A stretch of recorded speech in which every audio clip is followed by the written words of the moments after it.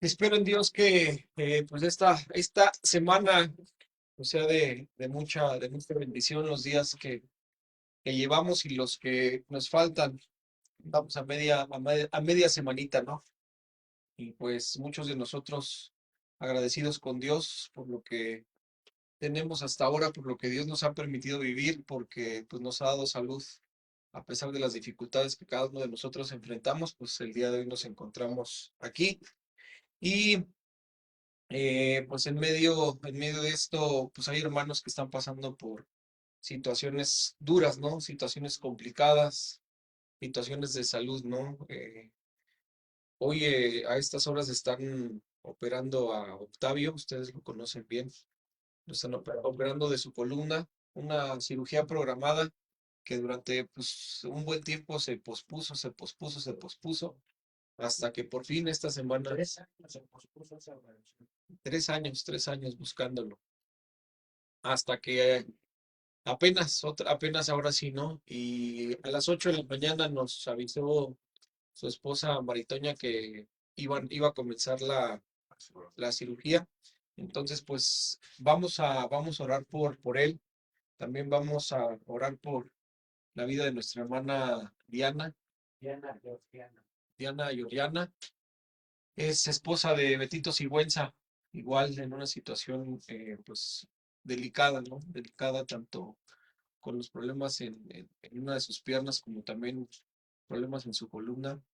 Entonces, pues oremos, ¿no? Oremos por ellos, porque Dios obre a favor de sus vidas, a favor de su salud y pues, les permite estar totalmente sanos. Vamos a orar, Padre.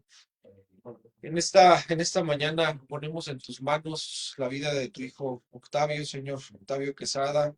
Te pedimos, Señor, que en este momento que está siendo operado, tú obres, Señor, a su favor, que restaures, Señor, que sanes cada parte, Señor, cada hueso de su columna, Señor, cada uno de los tendones, de los ligamentos, Señor, de las cervicales, de cualquier parte, Señor, de su columna, Señor, tú seas obrando y sanándola, Señor. En el nombre de Jesús, bendecimos, Señor, y oramos por la vida de los médicos, Señor, que lo están interviniendo para que tú guíes sus manos, es esa capacidad, esa habilidad, Señor, con la cual tú los formaste, para que lo traten de la mejor manera, Señor.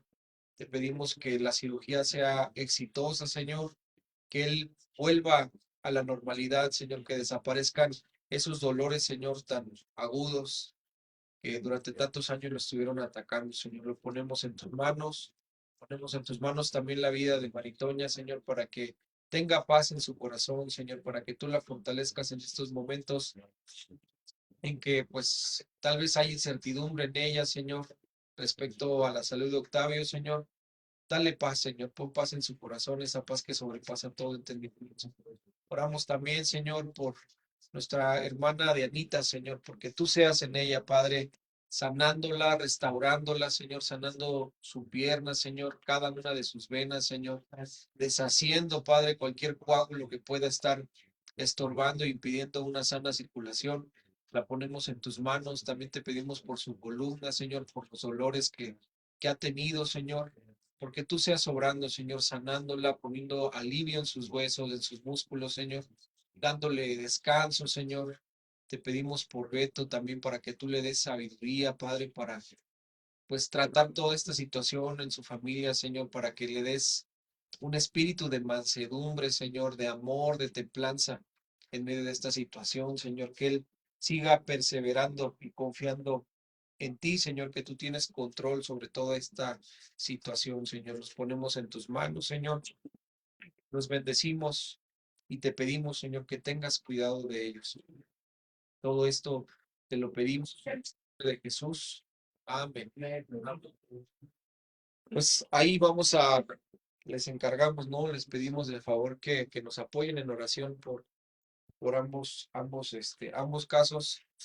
Hay muchas más necesidades, ¿no? Por las que podemos estar orando, pero digamos que pues son las que de alguna manera pues son más latentes porque son hermanos muy cercanos a nosotros. Ok, pues vamos a comenzar con eh,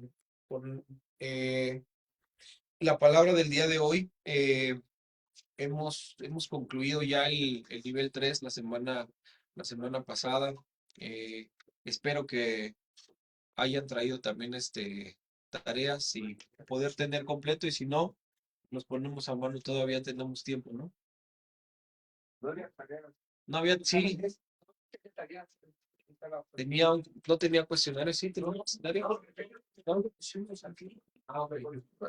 Solamente fue la actividad de lo del perfil ministerial. Ok. Bueno, ya les eché la mano con la tarea. Ok, entonces, sí, me pasaron. No me las, ahí fue error mío, no me las llevé la semana pasada el bonchecito de tareas, entonces no las he podido revisar. Pero bueno, concluimos con eso. La idea era continuar con la segunda parte de el manual para recién convertidos. Acuérdense que antes del nivel 3 vimos la primera parte de ese manual. La idea es comenzar a ver las lecciones de la parte 2, pero aún no las tenemos de forma audiovisual. Audiovisual yo contemplaba darlas así, ahora sí que a la vieja escuela, ¿no? Nada más con la pura lección. Pero me inquietó mucho algo que se presentó el día de ayer en la noche, y pues Dios puso pues esa carga en mi corazón, ¿no? Que era algo que se tenía que compartir. Yo estaba pensando en otras cosas de las cuales, temas también importantes que podríamos hablar. Y pues esto fue lo que Dios puso en mi corazón para compartir con ustedes. A veces tenemos muchas dudas al respecto. Y Jesús, la mayor parte de las enseñanzas de Jesús que encontramos en los evangelios, es muy reiterado la explicación o las enseñanzas que Jesús da acerca del infierno.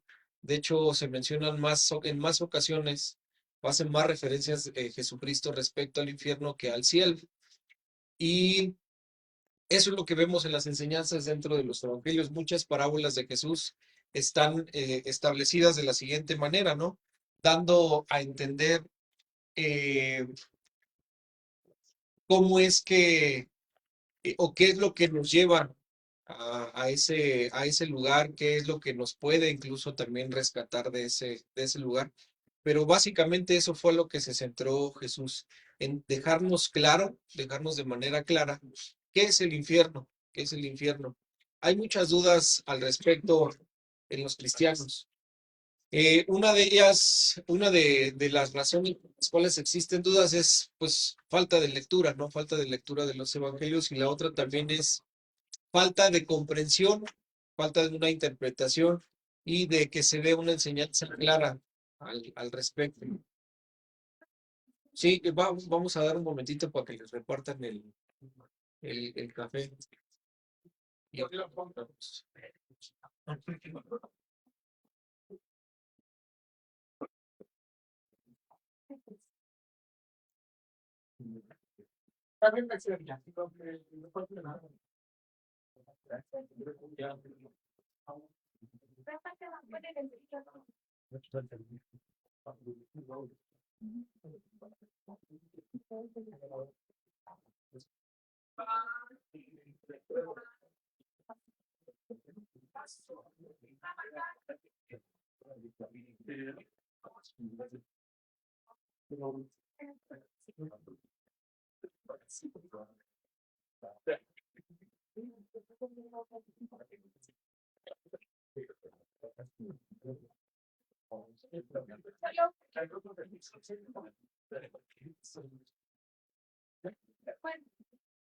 Ay, señor, ¿no quiere falta por café? Nadie falta de café. Ya no nos esperamos a que reparten su pancito, y ahora sí.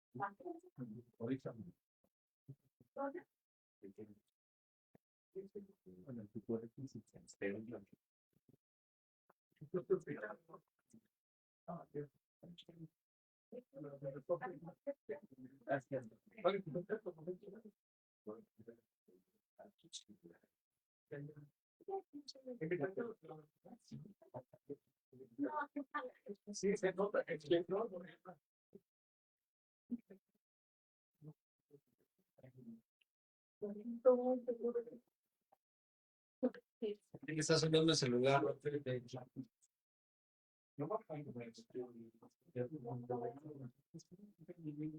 ¿La Rafa? ¿Te está sonando? Claro.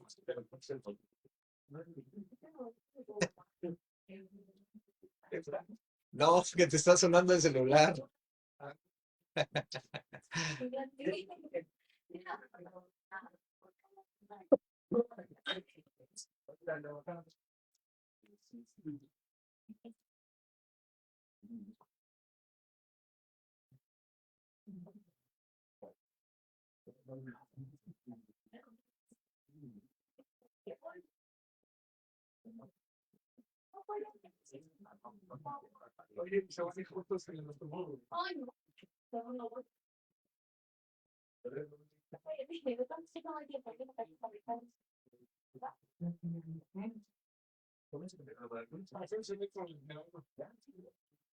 Estos ya, ahora sí, ya estamos todos, ¿no? Ya nomás. Rafita que agarre su pan y que se siente, Rafita, y ya empezamos. Ahora sí.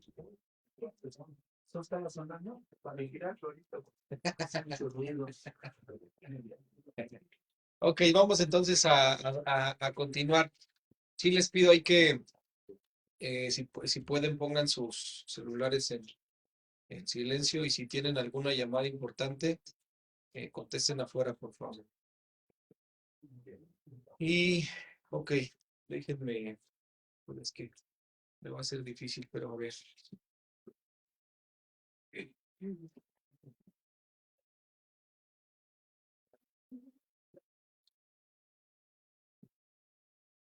Voy a ponerles acá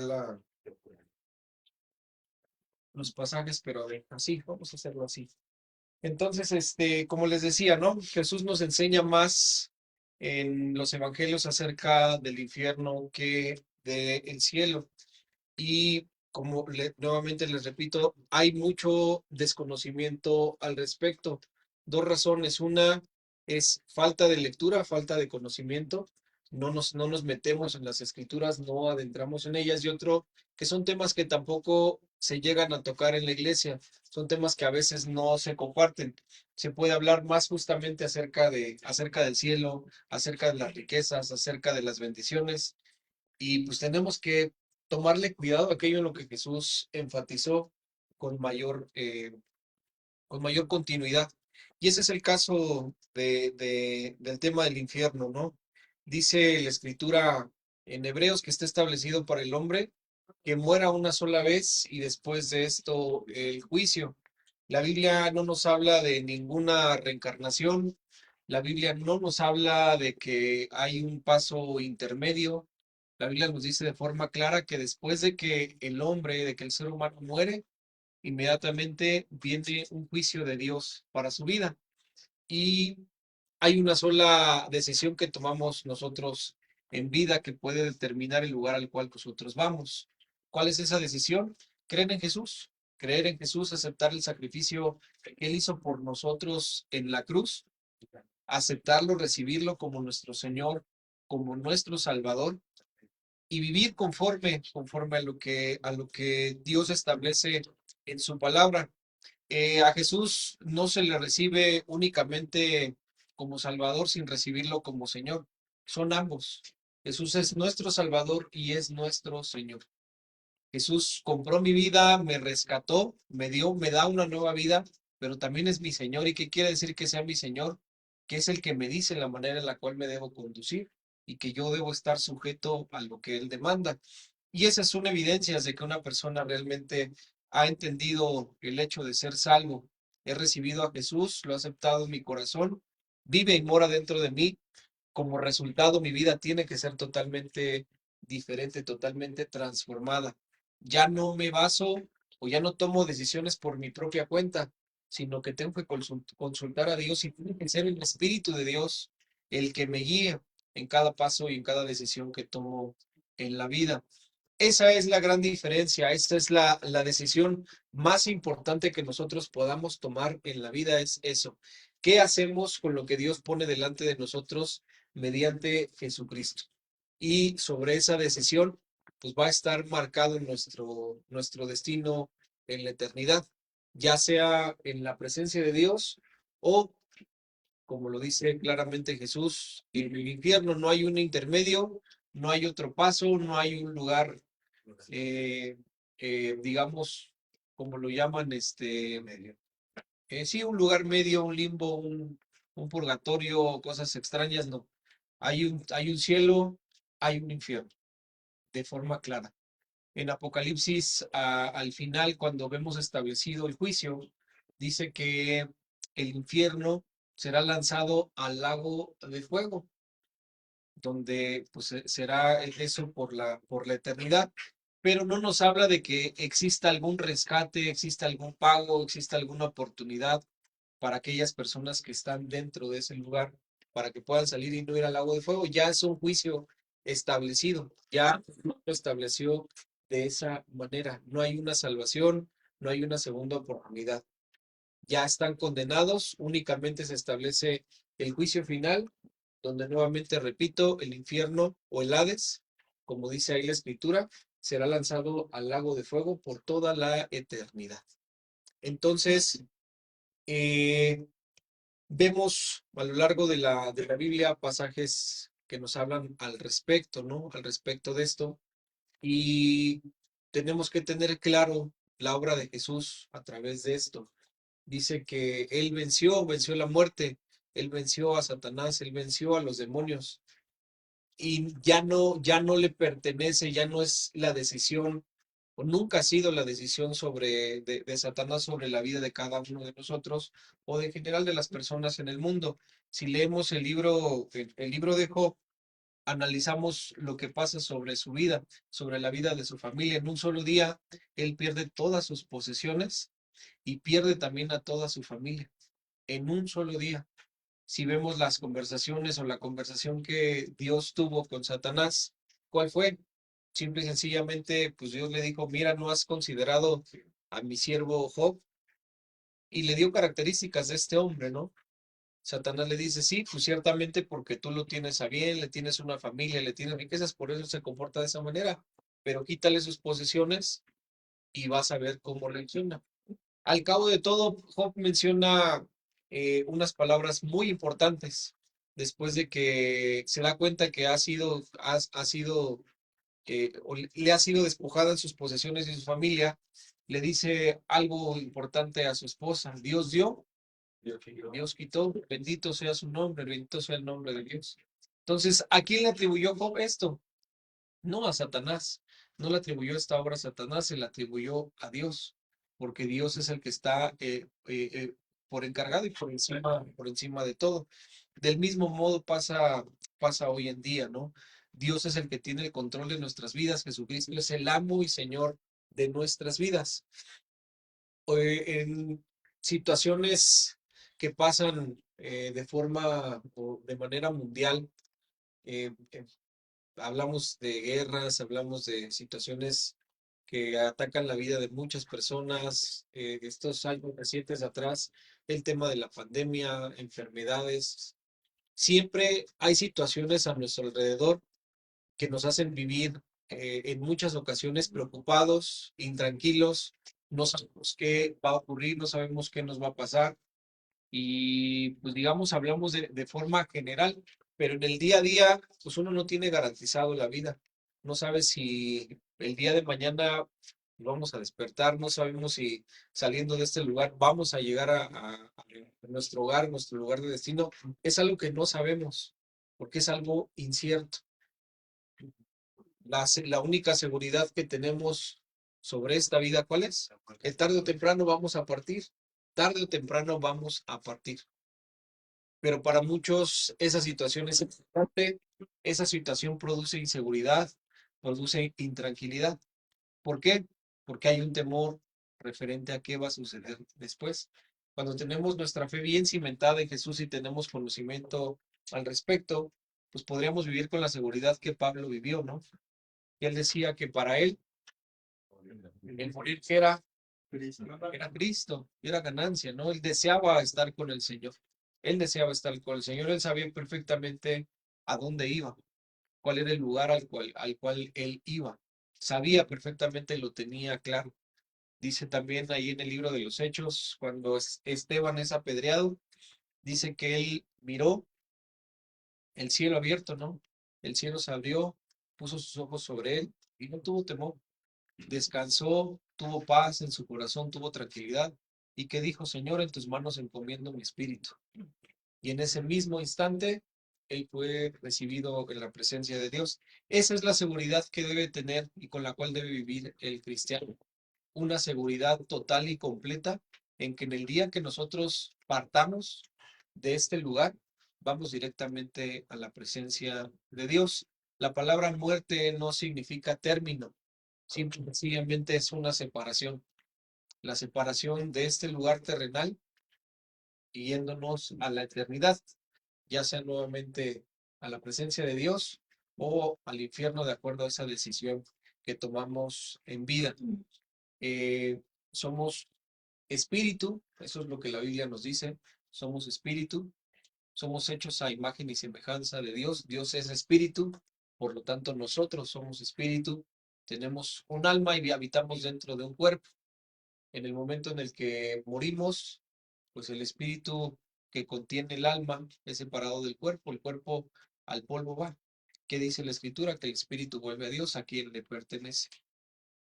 Entonces, ese es el significado tal cual de la muerte. Ya hablaremos en algún momento más a detalle de este tema respecto al espíritu, al alma y al cuerpo, porque también es algo importante. Entonces, ¿qué es lo que Jesús nos enseña? Vemos en el Evangelio de Lucas, desde el capítulo 14, cómo es que la gente que comienza a acercarse con Jesús. De hecho, lo vemos desde el capítulo 13, ¿no? Desde el capítulo 13, cómo él comienza a hablar con sus discípulos, comienza a hablar también con la gente. En el capítulo 13 hace mención Jesús algo que estaba pasando en ese momento en Galilea. Dice que en este mismo tiempo estaban allí algunos que le contaban acerca de los galileos cuya sangre Pilato había mezclado con los sacrificios de ellos. Respondiendo Jesús les dijo, ¿piensan que esos galileos eran más pecadores que todos los galileos porque padecieron tales cosas? Les digo, no, antes bien, si no se arrepienten, todos perecerán igualmente. ¿Cuál era la duda? ¿Cuál era la preocupación sobre las personas en ese momento al contarle de este hecho de Jesús? Habían matado un grupo de galileos y la sangre que había sido derramada de sus cuerpos había sido mezclada con los sacrificios de los propios romanos. Y obviamente para los judíos eso era algo aberrante, era algo grotesco, era algo, pues digamos, no, algo que no acostumbraban ellos ver. Era para ellos una maldición, ¿no? Entonces, desde ahí empezamos a ver todo el trasfondo de lo que está sucediendo en estos días, en ese momento, con las inquietudes, las cuestiones que tenían las personas respecto a lo cual le comentaban a Jesús. ¿Por qué? ¿Por qué? Porque para ellos lo más lógico, para los judíos, lo más lógico para ellos es que si una persona estaba en opulencia, tenía una buena economía, tenía un buen estatus social, ese era el resultado de que estaba bien con Dios. Nuevamente regresamos con Job. Cuando a Job le ocurren todas estas cosas, ¿cuáles son las conversaciones que tiene con sus amigos? ¿Qué es lo que sus amigos le dicen a Job? Tú estás así porque seguramente pecaste, seguramente hiciste algo incorrecto. Por eso es que estás mal económicamente, porque estás mal en tu salud, por eso es que tu familia ya no está, etcétera, etcétera. Lo mismo pasaba en estos tiempos y lamentablemente lo mismo pasa hoy en día. Creemos que justamente por tener un buen aspecto, tener una buena economía, pues eso es una evidencia de que estamos bien con Dios y no es así, no es así. Por eso Jesús les dice, así como les pasó a ellos, les puede pasar a ustedes. Arrepiéntanse, les dice, ¿no? O van a perecer de la misma manera. ¿Quiénes le estaban preguntando a Jesús en ese momento? Justamente personas que para ellos estaban bien ante los ojos de Dios. Y principalmente nos referimos a personas religiosas, que en ese tiempo y en el tiempo de ahora pasa exactamente lo mismo. Nuevamente creen que por tener un buen aspecto, por tener una buena economía, están bien con Dios y tienen garantizado el cielo. Después leemos, pues más adelante Jesús nos dice ahí, habla acerca de la parábola de la higuera estéril, luego dice que sanó a la mujer en el día sábado, luego nos muestra la parábola del grano de mostaza, nos habla acerca de la puerta estrecha, el lamento de Jesús sobre Jerusalén. En el capítulo 14 dice que Jesús sana a un hombre hidrópico y después dice, nos habla de la parábola de la gran cena. Versículo 15 dice que oyendo esto, uno de los que estaban sentados con él a la mesa le dijo, dichoso el que coma pan en el reino de Dios. ¿Quiénes estaban sentados con Jesús en ese momento? Publicanos, fue pecadores, gente del vulgo, gente de las calles. Esos eran los que estaban sentados con Jesús en ese momento. Esto para los fariseos y los religiosos de ese momento, pues era escándalo. ¿Cómo era posible que Jesús, de que diciendo ser el Mesías, tuviera o se acercara a ese grupo de personas, ¿no? Y luego dice también, les menciona más adelante en el versículo 25, dice que grandes multitudes iban con él y volviéndose les dijo, si alguno viene a mí, no aborrece a su padre y madre y mujeres e hijos y hermanos y hermanas, y aún también su propia vida, no puede ser mi discípulo. Y el que no lleva su cruz y viene en pos de mí, no puede ser mi discípulo. ¿Qué les estaba diciendo? Que pues obviamente el seguir a Jesús tenía un costo. ¿Cuál era ese costo? Estar totalmente o renunciar totalmente a sus vidas, considerarse muertos de manera literal. Es lo que Jesús les estaba tratando de enseñar. Después en el versículo 15 les da una parábola. Dice que se acercaban nuevamente a Jesús todos los cobradores de impuestos y los pecadores para oírle. Y los fariseos y los escribas murmuraban diciendo, este recibe a los pecadores y come con ellos. Nuevamente no vemos la postura de los fariseos, vemos la postura de los escribas, únicamente murmuraban, únicamente criticaban lo que Jesús hacía, mientras aquellos otros se acercaban a Jesús queriendo saber más acerca de sus enseñanzas. Y comienza a dar una continuidad de estas parábolas referentes al reino de los cielos, al reino de Dios. Nos habla acerca de la parábola de la oveja perdida, luego nos habla de la parábola de la moneda perdida, luego menciona la parábola del hijo pródigo. Digamos que con cada una de estas, ¿qué era lo que Jesús estaba haciendo? Les estaba pisando los talones, les estaba picando las costillas, haciéndoles ver a los fariseos, a los escribas, a todos los religiosos que estaban totalmente equivocados en referencia a lo que ellos consideraban que era el reino de Dios y que ellos creían ser herederos de ese reino y veían a los demás como personas totalmente excluidas y ajenas al reino de Dios.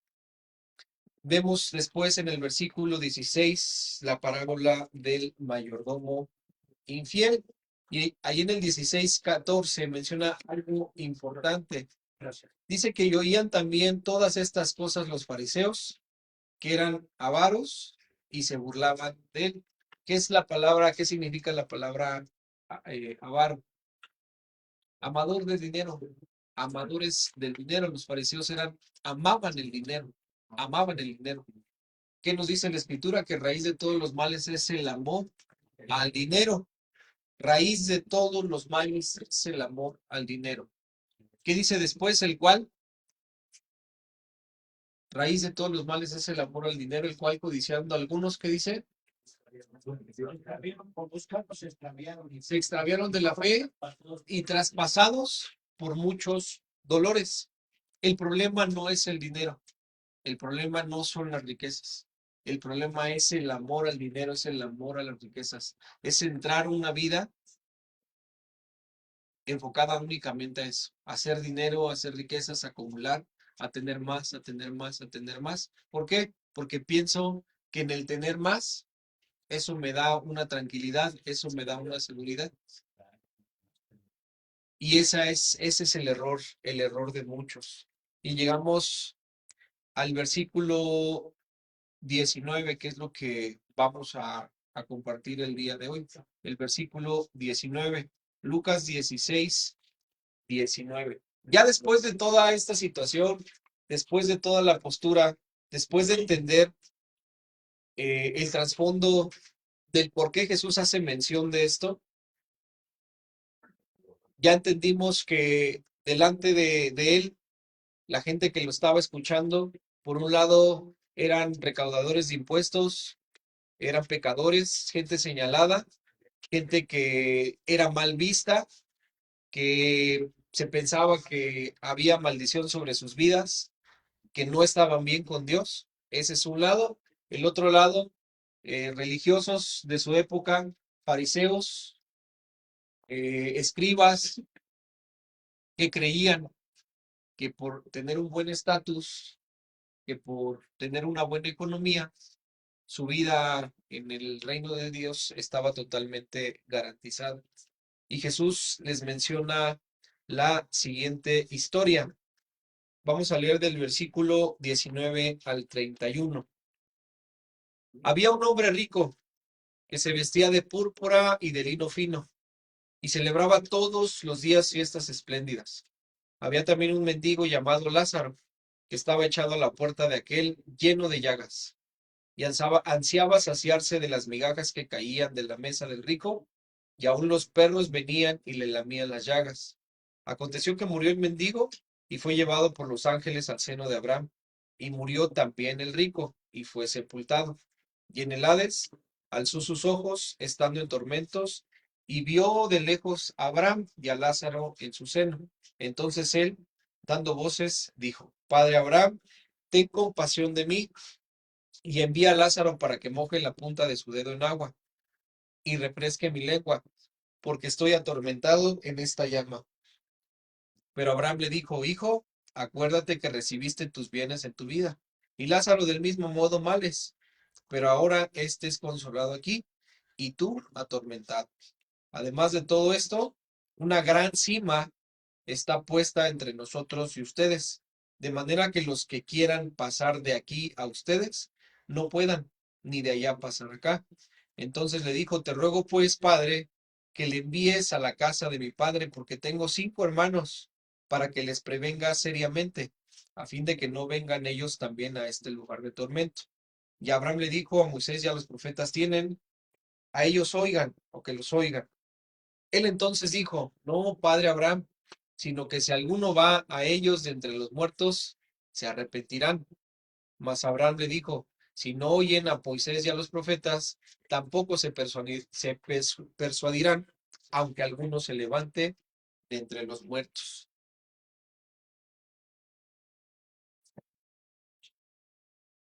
Muchos consideran esto una parábola.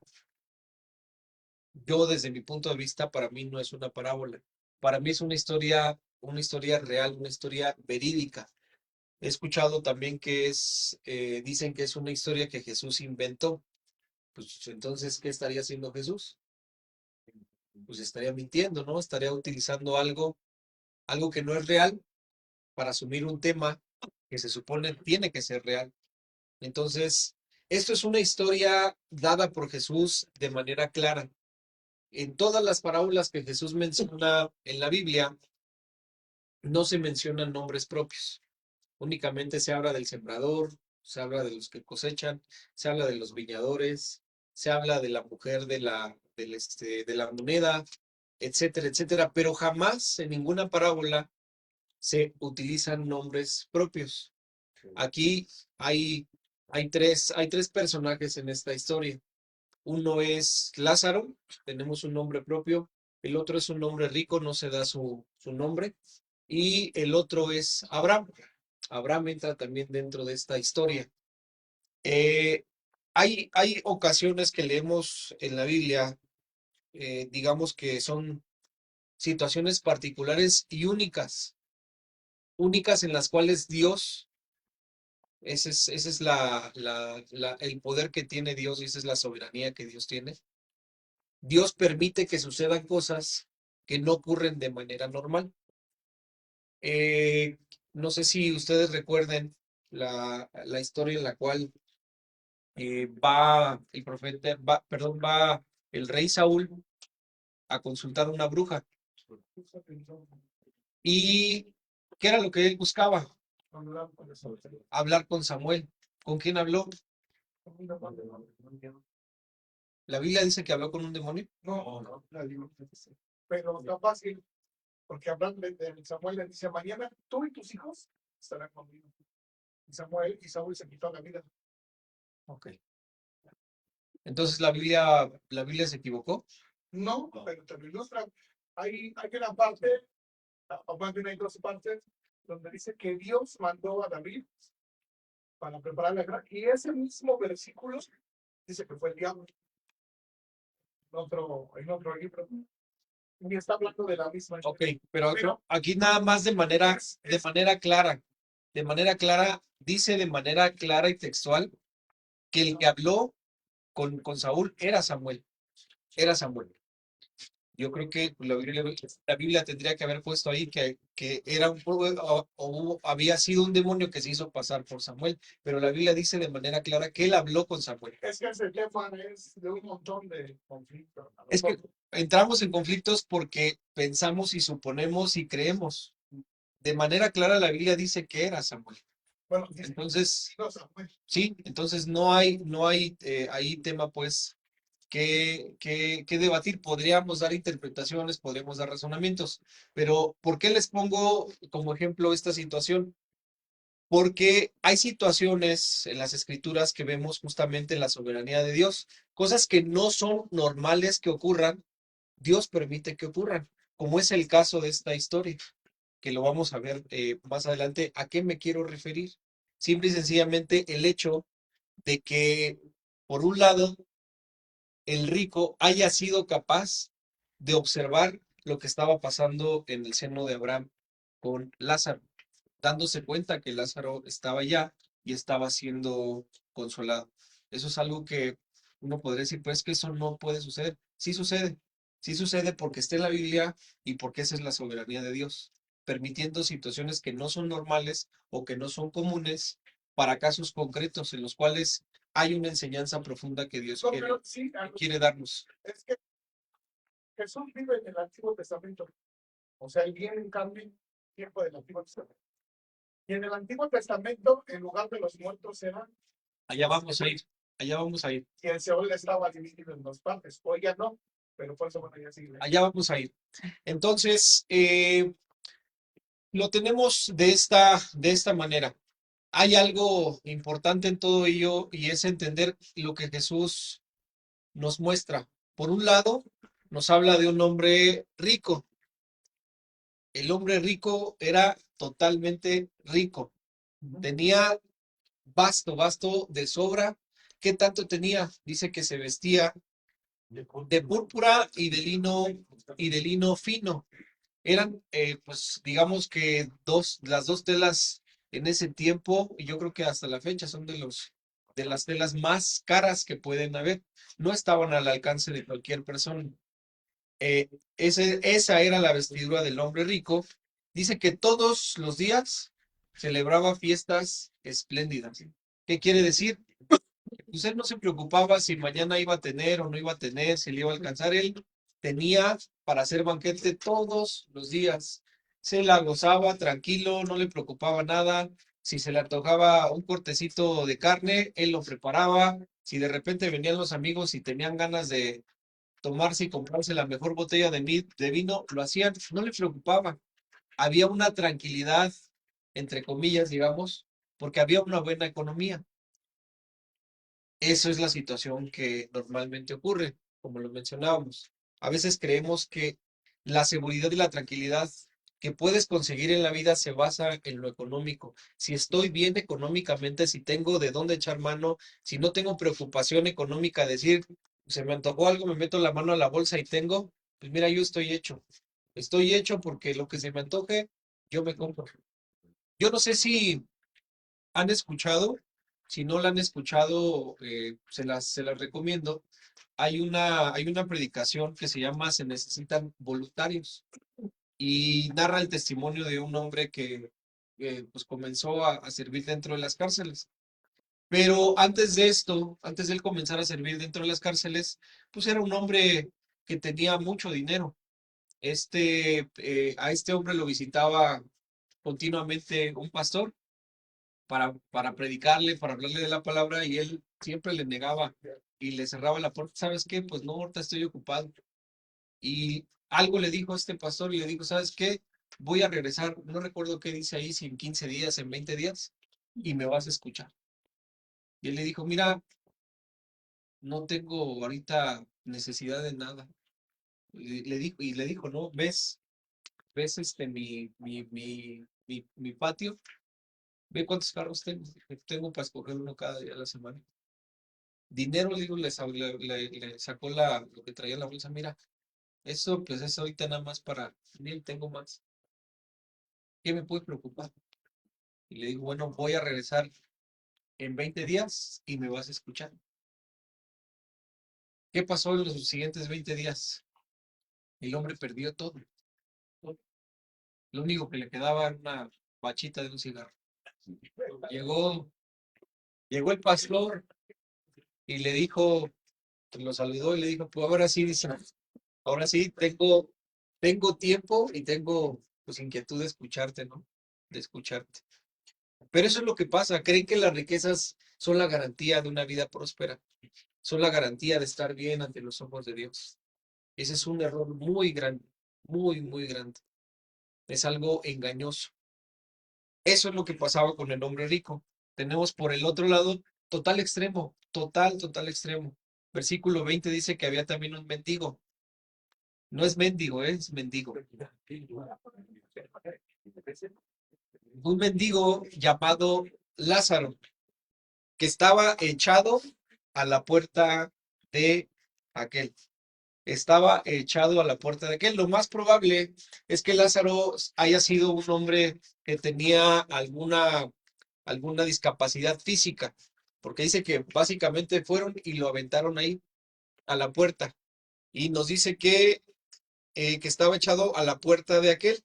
Esta puerta, la palabra que se utiliza aquí, el griego, se refiere a una puerta grande, una gran puerta. Pues, ¿qué quiere decir? Que el sitio lo más probable es que tuviera como un palacio, ¿no? Una de las casas más grandes en ese tiempo. Y no solamente Lázaro era un mendigo, no solamente estaba, digamos, postrado o con una discapacidad física, sino que también dice que estaba lleno de llagas, lleno de llagas. No había peor maldición para un judío que estar enllagado. El resultado de tener llagas para un judío era ser echado del campamento, ser echado de la ciudad, porque lo más probable era que, ¿qué? que era leproso, ¿no? Que tenía lepra. Y un hombre leproso, pues era considerado impuro. Nadie podía tener convivencia con él. No solamente eso, sino que dice que también ansiaba saciarse de las migajas que caían de la mesa del rico. Ansiaba saciarse de las migajas que caían de la mesa del rico. ¿Cuáles eran estas migajas? Nosotros, por ejemplo, vemos que pasa muy comúnmente donde venden tamales y preparan las guajolotas. ¿Qué hacen con el migajón? A veces hay algunos que se los dan a los pajaritos, ¿no? Pero lo que agarran del bolillo, dice mi esposa y mi suegra, que por qué le quitan lo más rico al bolillo, que eso es lo más rico del bolillo, lo que tiene dentro y se lo quitamos.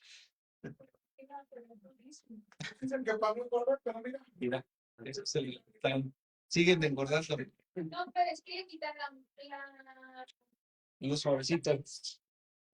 y le echan un tamal. Chuleta. bueno, también para que ponen, Para que no se salga el tamal, para que no se desmorone el tamal. Pero yo no sé si han visto esto que ocurre en muchos lugares y son costumbres de algunos. Yo sí lo he notado. Hay quienes utilizan el migajón del pan y se limpian las manos con él. Yo no sé si lo has visto. Yo lo he visto, yo lo he llegado a ver.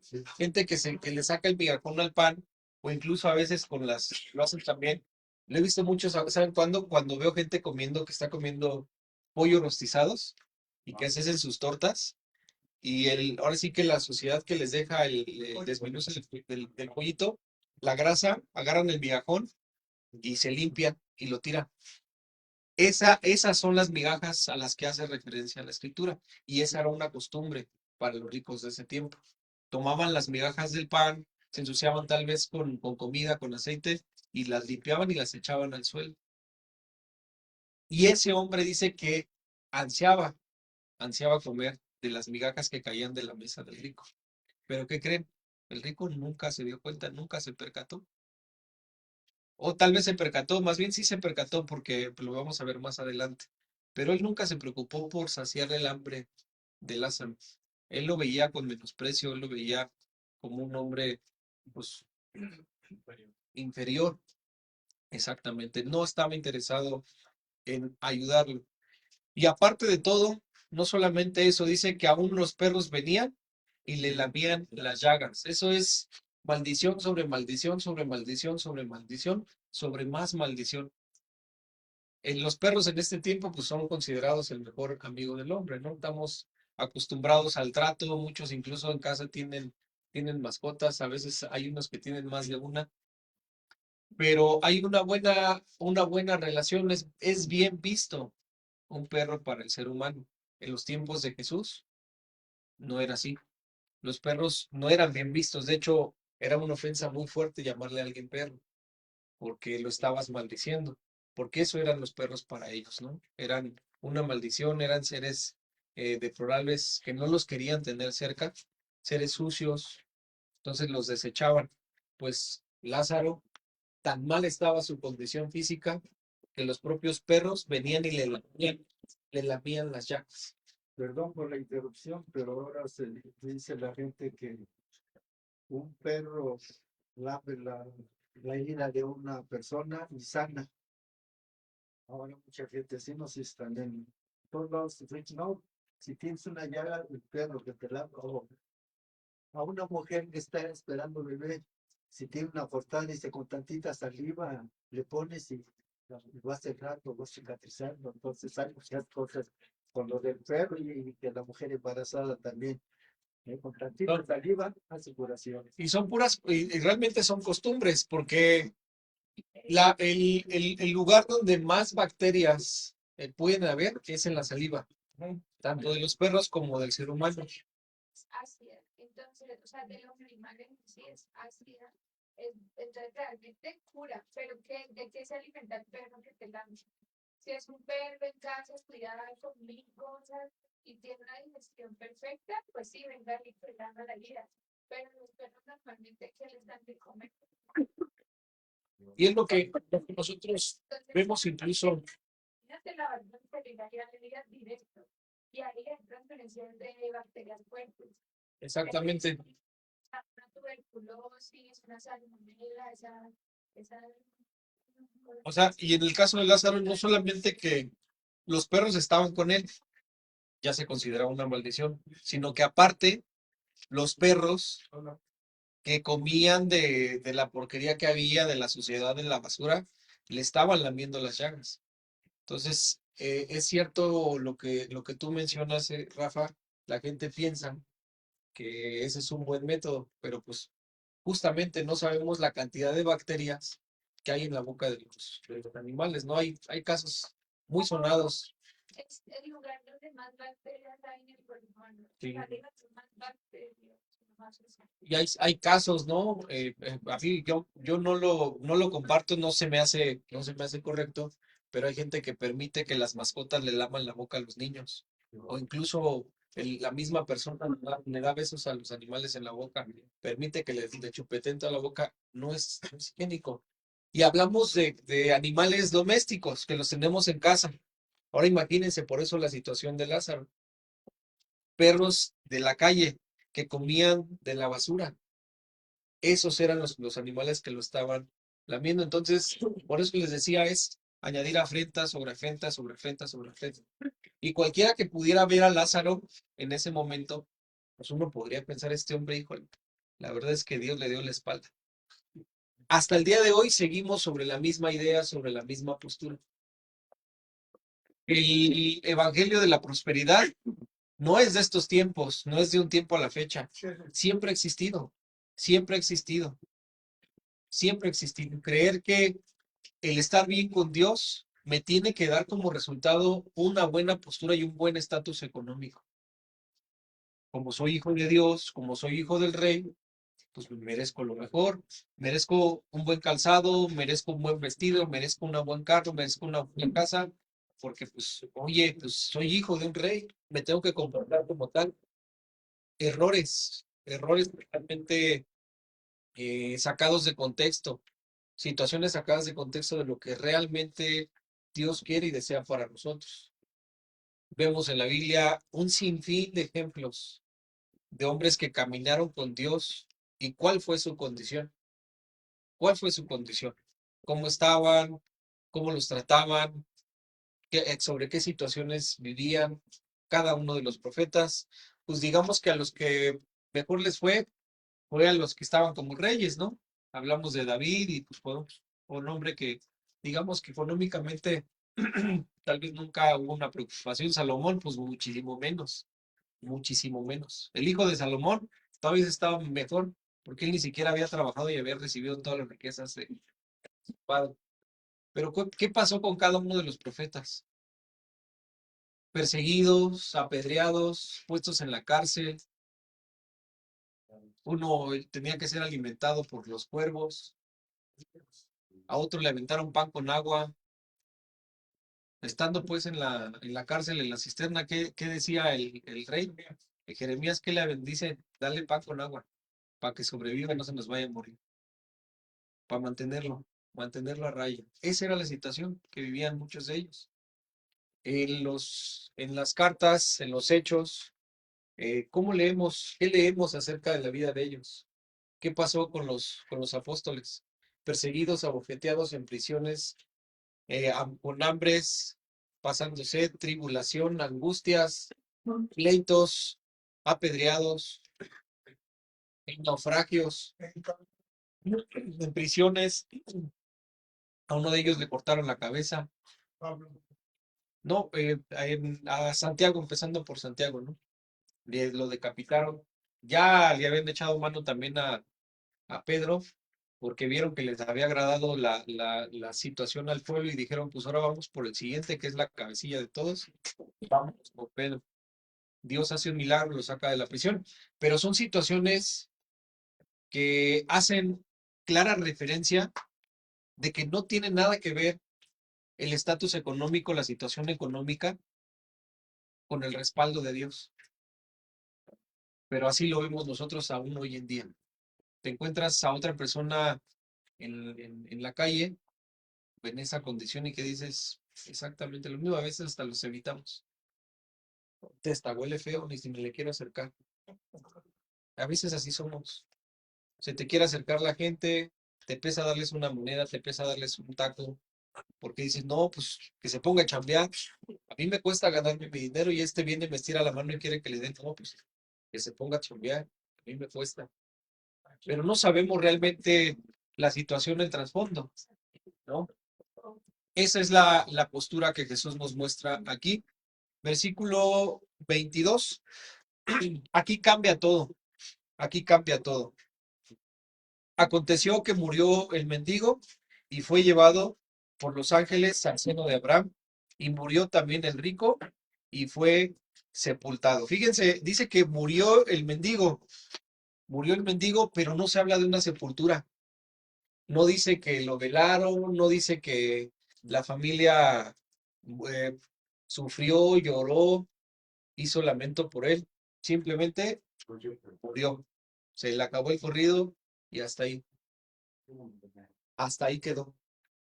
Esa fue la situación sobre el mendigo. Pero dice que fue llevado al seno de Abraham. Y nos dice la otra postura del rico. Dice que aquel, y murió también el rico y fue sepultado. Fue sepultado. Seguramente le lloraron, seguramente le compraron el mejor ataúd. Bueno, en ese tiempo no se usaban los ataúdes, no se usaban las cuevas. La mejor cueva, los mejores, ¿cómo se llaman estos? Se me fue el nombre. Los mejores ungüentos le pusieron sobre el cuerpo muerto, tal vez con las mejores mismas vestiduras, y hasta ahí, ¿no? Pero dice algo importante sobre la vida de Lázaro. Dice que en ese mismo instante, ¿qué pasó? Murió el mendigo y fue llevado por los ángeles al seno de Abraham. Los ángeles de Dios le recogieron y le llevaron al seno de Abraham. Nos deja aquí algo claro. De esta vida, camino al cielo, no hay una parada. Es paso directo. Del mismo modo, el versículo 23, y en el Hades, hablando del rico, alzó sus ojos, estando en tormentos, y vio de lejos a Abraham y a Lázaro en su seno. Lo mismo, del, de este lugar, de esta tierra, una vez camino al infierno, no hay una parada, es pase directo, pase directo. Leemos aquí la palabra Hades, que es lo mismo hablar de Hades, hablar de infierno, son sinónimos uno del otro. Entonces pasa lo que no es normal que pase, pero que Dios permite que ocurre. ¿Para qué? Pues para darnos una enseñanza referente a lo que es el infierno. Entonces dice que alzando sus ojos, estando en tormentos, vio de lejos a Abraham y a Lázaro en su seno. Versículo 24. Entonces él, dando voces, el rico estaba dando voces y dijo: Padre Abraham, ten compasión de mí y envía a Lázaro para que moje la punta de su dedo en agua y refresque mi lengua, porque estoy atormentado en esta llama. Algo que tenemos que tener bien claro es que el infierno no va a cambiar a la gente. El infierno no va a hacer que la gente se arrepienta. ¿Por qué? Porque ya no hay vuelta atrás. Y porque de la misma condición, la misma visión, la misma perspectiva que tuvimos de Jesús en esta vida, la vamos a tener por la eternidad.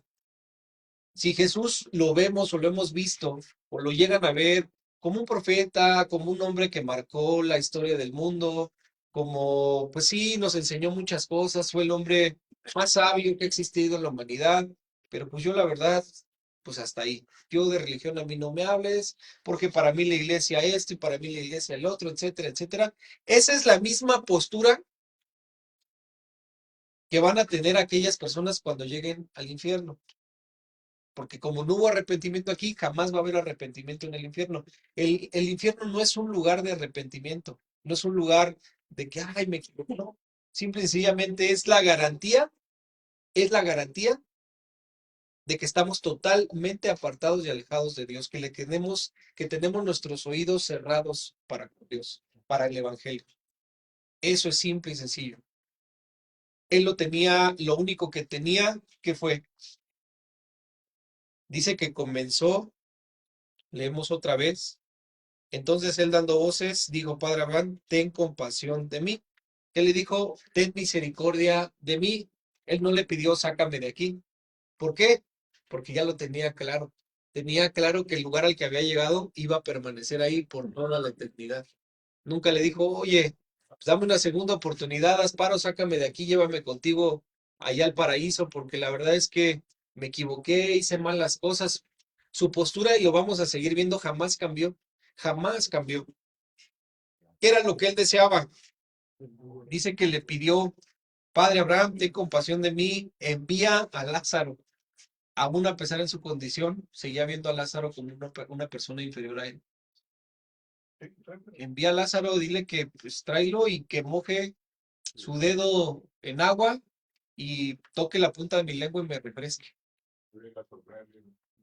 Aún existía en él la soberbia. No sé si recuerden lo que la Biblia narra respecto al tiempo del milenio en el Apocalipsis. Referente a las personas que van a luchar la batalla del Armagedón, la menciona ahí la escritura, ¿no? Y dice que Satanás reunió a su ejército. ¿Qué hacía qué hicieron la gente en ese tiempo al ver que descendía fuego del cielo, a ver todo lo que estaba ocurriendo? ¿Sintieron arrepentimiento? ¿Cambian su postura? ¿Qué hicieron? ¿Qué hacían? ¿Qué nos dice la Biblia que harán? No se arrepentían de sus maldades y maldecían a Dios, maldecían a Dios. Es exactamente lo mismo, exactamente lo mismo. Este hombre no cambia su postura, se sigue creyendo superior, sigue viendo a Lázaro como inferior a él y lo único que quiere en ese momento es saciar su necesidad. Versículo 25, y bueno, nos define claramente, ¿no? Dice que le refrescara la lengua porque estoy atormentado en esta llama.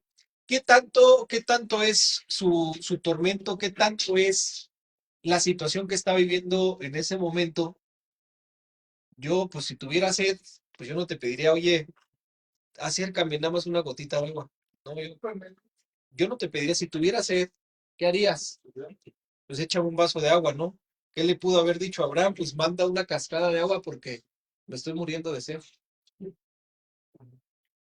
¿Por qué menciona esto? Es tal la condición, es tal el sufrimiento que esa simple gotita de agua podría traer un ligero alivio a tan grande mal que está viviendo. Eso de que la gente cuenta, ¿no? Historias de que cuántas no hemos escuchado, cuántas no conocemos, a veces hasta yo me imagino que alguno hasta ha buscado en el internet casos de personas que han ido al infierno y han regresado a la tierra. Hay gente que lo hace, hay gente que vive de eso, hay gente que cuenta historias y por ahí te encuentras unas cosas tan raras, y se aceptan dentro de la iglesia. Eso es lo peor de todo. Eso es lo peor de todo. Y la ignorancia que tiene toda mucha gente, que el infierno está aquí, que no, allá no, el infierno está aquí. Así todavía sigue la gente diciendo. No, pues nada que ver, nada que ver, nada que ver. Ya nomás les dice uno, no, esto no es nada, bueno, va a pasar ahí. Y esto nos define, ¿no? Nos define parte de lo que se vive en ese lugar. Dice que el lugar, porque estoy atormentado en esta llama. Eso es lo que dice en esta versión. ¿Qué dice en la otra? ¿En cuál? En la Reina Valera, ¿qué dice? En la 1960, ¿qué dice? ¿La tienes? Es igual, dice el Señor que está aumentado en esta llama. Porque está, ok. Versículo 25. Pero Abraham le dijo, hijo, acuérdate que recibiste tus bienes en tu vida y Lázaro del mismo modo males. Pero ahora este es consolado aquí y tú atormentado. Cuando Lázaro se dirige hacia Abraham, le menciona una palabra importante, le dice Padre Abraham, que es como decir, pues yo también soy tu hijo, yo también soy judío, yo también pertenezco a tu descendencia. Aquí dice, pero Abraham, eh, la versión Jerusalén. Pero Abraham le dijo, hijo, recuerdo que recibiste tus bienes durante tu vida y Lázaro, al contrario, tus males. Ahora pues él se encuentra aquí con consuelo y tú agonizas. Y tú agonizas. Fíjense, agonizas. Una persona que está en agonía no está muerta ni está viva, No estás sufriendo. está sufriendo, está sufriendo. Fíjate que estoy viendo lo que es la traducción del lenguaje actual. Y dice el versículo 25, pero Abraham le respondió, tú eres mi descendiente, pero recuerda que cuando ustedes vivían, a ti te iba muy bien y a Lázaro le iba muy mal. Ahora eres feliz aquí, mientras que a ti te toca sufrir. ¿De qué forma vemos esto todavía más claro, no? Lázaro, digo, el rico se refiere a Abraham como su padre y dice, acuérdate que pues, soy tu descendiente. ¿Y cómo le contesta a Abraham? Hijo, le dice, sé que pues eres descendiente mío, sé que pues eres judío, conocías, ¿no? Conocías la Torá, conocías las escrituras y en vida recibiste muchos bienes y este hombre pues recibió males. Pero ahora él está siendo consolado y tú estás en ese lugar de tormento. Además, le dice en el versículo 26, además de todo esto, o sea, aparte de toda esta situación, aparte de que tú ya en vida tuviste la oportunidad de acercarte a Dios, de con las riquezas que habías recibido, hacerles llegar algo a los necesitados, alimentar a los pobres.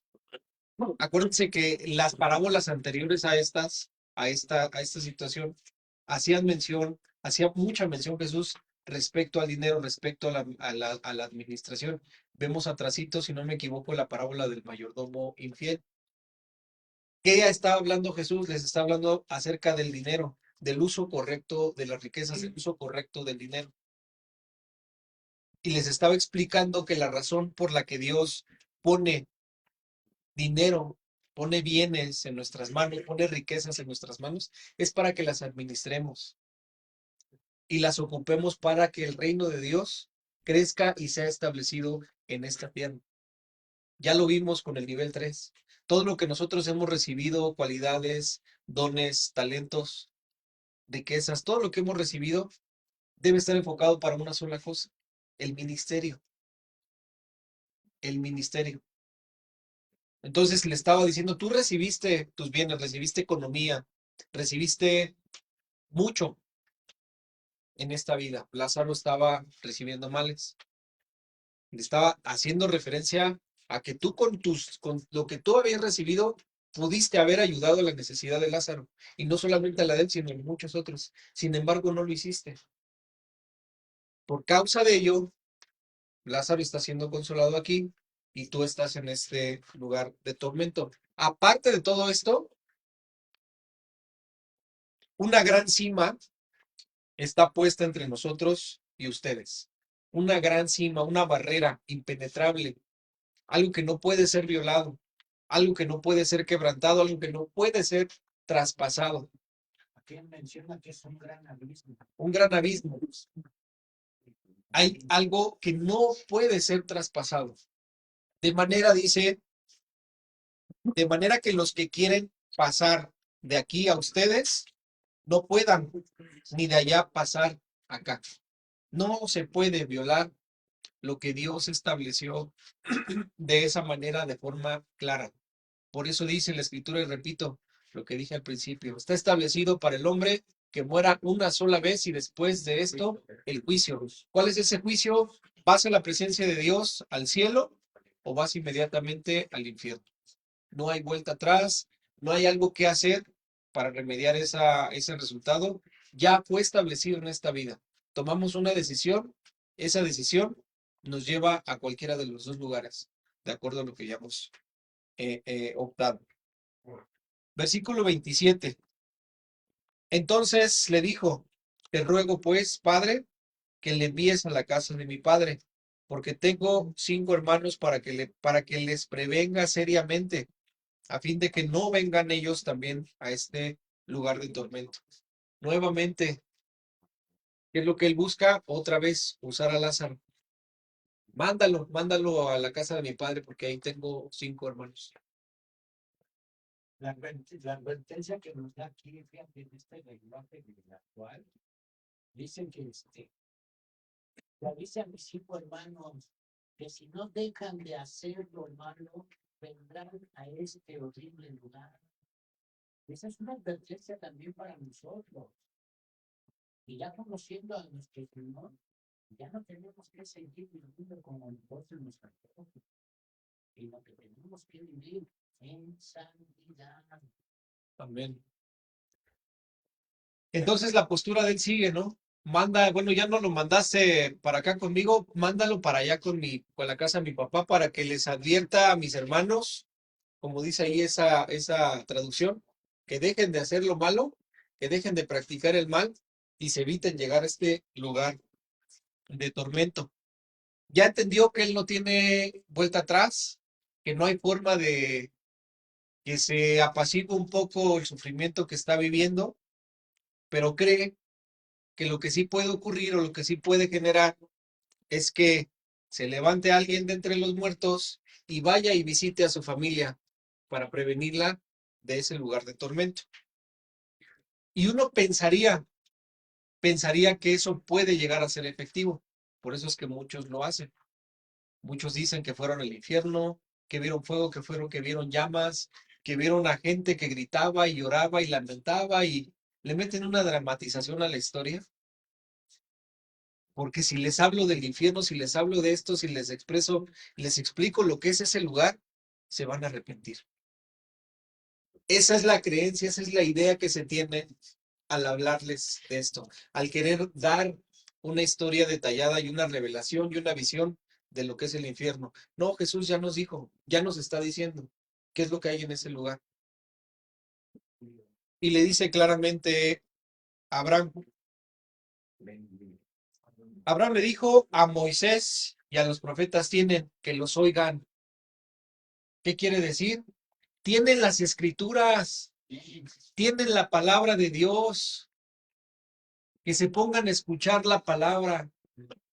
Así se levanta una persona de entre los muertos, no le van a hacer caso. ¿Por qué? Porque lo único que transforma, lo único que cambia vidas, lo único que salva es la palabra. Es la palabra de Dios.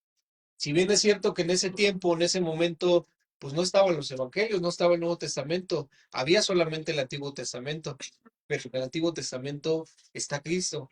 En cada pasaje, en cada escritura está Jesucristo. Vemos en la ley la salvación que Dios hace a su pueblo, la misericordia de Dios a su pueblo, que a pesar de la rebeldía, a pesar de que de repente se levantaban y comenzaban a murmurar en contra de Moisés, en contra de Aarón, en contra de Dios, ¿qué hacía Dios? Tenía misericordia de ellos. Los ayudó, los rescató, les dio de beber, les dio de comer. Exactamente, porque tenía presente la promesa que le había hecho Abraham. Y no solamente en el tiempo de Moisés, vamos con el tiempo de los jueces, con el tiempo de los reyes, todo, a lo largo de toda esa historia, a lo largo de todo ese tiempo, la mano de Dios sobre su pueblo. Un Dios de amor, un Dios de misericordia, un Dios de perdón, un Dios de salvación que recurrentemente estaba ahí para su pueblo. Eso fue lo que le dijo, lo que le responde a Abraham. Tienen las escrituras, tienen la palabra de Dios. Es lo único necesario. Es lo único que ellos necesitan. La tienen que oír. Y esa es una exhortación para nosotros. Por más que me prediquen, por más que escuche mensajes, por más que haya alguien detrás mío que me diga y que me diga y que me diga, si yo no entro a la palabra, si yo no tengo la palabra de Dios, si yo no la leo, si yo no la anhelo, si yo no la disfruto, si yo no la busco, jamás mi vida va a cambiar. Va a seguir siendo exactamente la misma. Michelle, No, no, esa no es, pero ahorita que estaba leyendo en otra versión y dice, o sea, aparte de que dice en la Reina Valera si tienen a los profetas, en José, en la versión que le dice, dice, tienen la Biblia porque no la leen. Así, o sea, ya tal cual lo dice así, y dice, pues es verdad, ¿no? Yo siempre he dicho algo, ¿no? Y algo que te enseña siempre en todos los ámbitos. No sabes hacer algo o no sé armar algo, primero escribirlo. Léelo y créeme que lo vas a poder lograr hacer. Y creo que la lectura te saca de la ignorancia. Siempre he dicho eso. La lectura te saca de la ignorancia. Yo estudié contador, soy contador público, siempre he dicho, con tan solo que no sepas cargar el lugar que estás pagando por dinero, solamente te lo da la máquina, pero que leas. ¿Y cuál es el código fiscal de la federación? Igual para nosotros como hijos de Dios, ¿qué pasa y qué sucede igual? Leemos la palabra de Dios y eso te saca de la ignorancia y solamente te va confrontando con el pecado que va limpiando y que va haciendo ver que realmente pues Dios es el que salva, restaura, cambia, transforma y solamente con el que el poder leer la Biblia. ¿Por qué? Porque a través de todas esas herramientas se van dando todas las demás, absolutamente todas las cosas que van. amén. Versículo 30. Él entonces dijo, el rico, no, padre Abraham, sino que si alguno va a ellos de entre los muertos, se arrepentirán. Mas Abraham le dijo, si no oyen a Moisés y a los profetas, tampoco se persuadirán, aunque alguno se levante de los muertos. Si no oyen a Moisés y a los profetas, tampoco se van a persuadir de alguien que se levante de entre los muertos. Nos deja aún más claro, ¿no? Aún más claro. Así se levante una persona de entre los muertos, mientras ellos no pongan cuidado, no pongan interés en las escrituras, no va a haber arrepentimiento. Por eso es que los milagros, por eso es que las tantas visiones, por eso es que sanidades, etcétera, etcétera, etcétera, eso no genera salvación. Lo que salva, lo que genera arrepentimiento en la vida del ser humano es la palabra. Es la palabra. Y esa es una responsabilidad muy grande para aquellos que enseñamos la palabra, de ceñirnos única y exclusivamente a enseñarle a la iglesia la palabra de Dios. Nada más, nada más. Las historias bonitas, las historias rimbombantes, eso no salva. Salva la palabra. La historia no salva, salva la palabra. La psicología no salva, por más que la quieras fusionar con el evangelio, no salva, salva la palabra. Eso es lo único a lo cual nosotros tenemos que ceñirnos y entender y aceptar, ¿no? Si el día de hoy, pues la situación no pinta bien, entre comillas, digamos en un aspecto económico, en un aspecto pues físico, pues eso no quiere decir que estamos mal con Dios. Digo, ya cada uno de nosotros de manera personal sabemos, ¿no? Cómo estamos caminando con Dios, si hay algo en lo cual estamos haciendo mal, si no nos hemos puesto a cuentas con Dios sobre algo. Sí, hay algunas consecuencias que podemos nosotros enfrentar a raíz de una mala economía. Yo me lo tengo muy, muy claro, ¿no?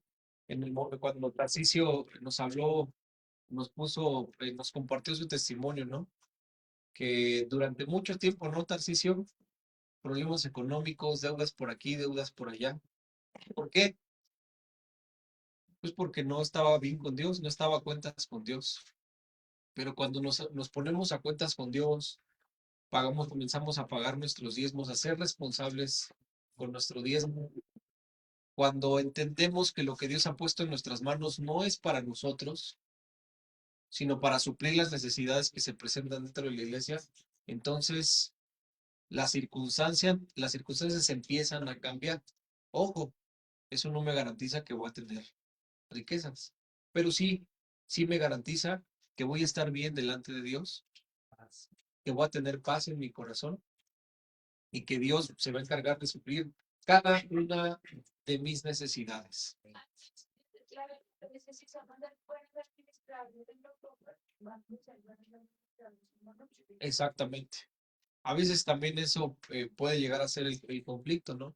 ¿Por qué Dios no te da más? Pues porque lo poquito que tienes te vuelves loco, no lo administras de buena manera. Recibes 100 y te quieres gastar 200.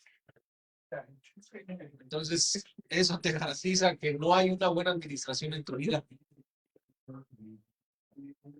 Y eso es algo en lo cual también nosotros tenemos que aprender, ¿no? Aprender a crecer.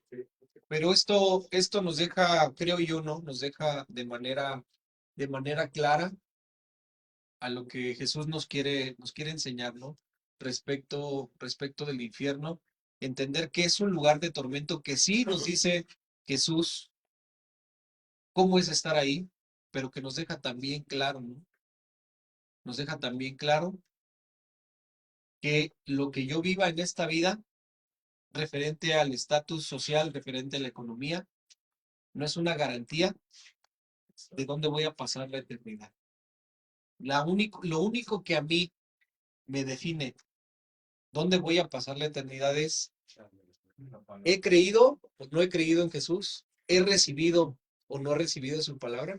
Eso es lo único que va a cambiar.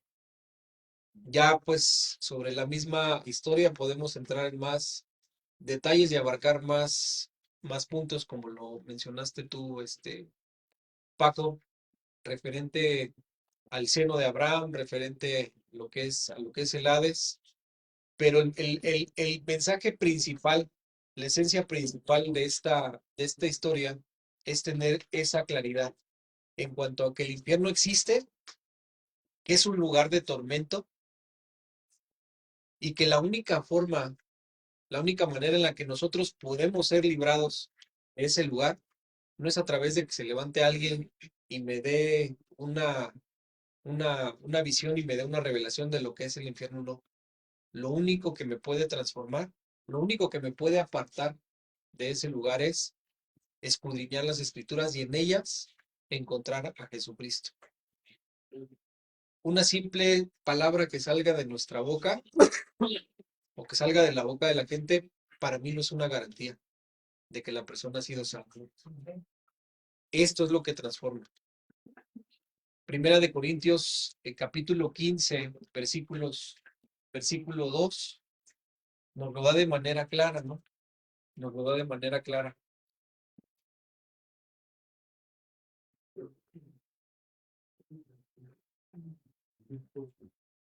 Primera de Corintios, capítulo 15, versículos 1 y 2. ¿Qué dice?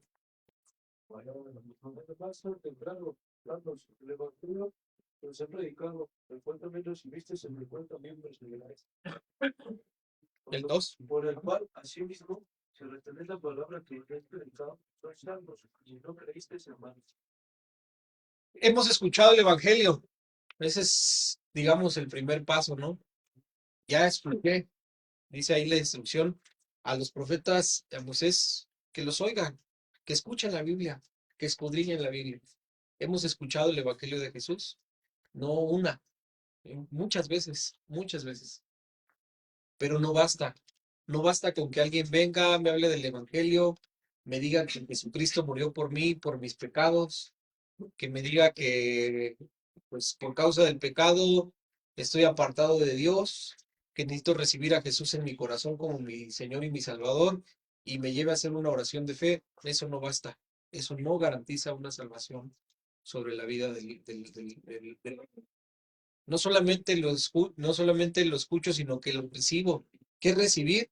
Lo tomo para mí, lo tomo para mí, lo vuelvo algo personal. Y eso es algo bien importante. La palabra la tengo que ver como algo personal. Dios me está hablando a mí personal y directamente. Es Dios conmigo. Es Dios dándome a conocer su palabra, dándome a conocer a Jesucristo. Pero dice, no basta aún con eso. ¿Qué tengo que hacer? Ya la escuché, ya la recibí. Dice, reténla, hazla tuya. Apropiate de ella. Apropiate de cada una de las bendiciones que hay en ella, de cada una de las promesas que Dios establece a través de su palabra. Apropiate de los mandamientos de Jesús. Jesús te está hablando a ti directa y personalmente. Señor, esta palabra la hago mía. Tú me estás hablando a mí. Esto sé perfectamente que viene de ti y que va a transformar mi vida. Y cuarto lugar, dice, persevera en ella. ¿Qué es? Ponla en práctica día por día. Las enseñanzas de Jesús, lo que hemos aprendido, pongámoslo en práctica. Y eso me va a garantizar que realmente soy una persona que ha sido salvada.